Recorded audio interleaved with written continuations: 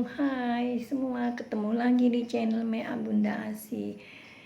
Di video aku kali ini acara pelatihan potong rambut di kantor desa ya teman-teman.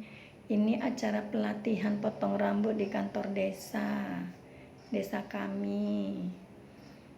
Tonton sampai habis ya teman-teman, jangan lupa subscribe, like, dan tekan tombol loncengnya juga ya, agar tidak ketinggalan di video aku yang berikutnya. Terima kasih.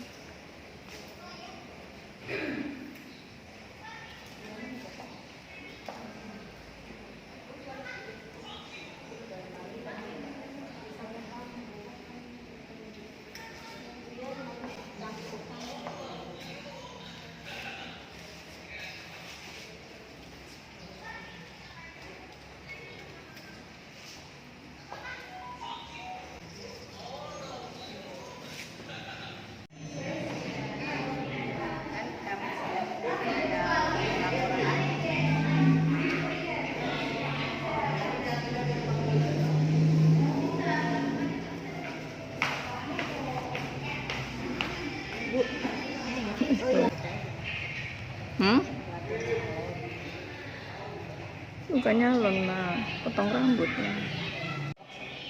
Kita namanya pangkas rambut. Pangkas dari pangkas itu ada dua macam, pangkas basah, pangkas kering. Pangkas kering. Iya, kita pakai air. Terus kalau lebih cepat kita masak pakai air apa pakai kering? Tergantung orangnya.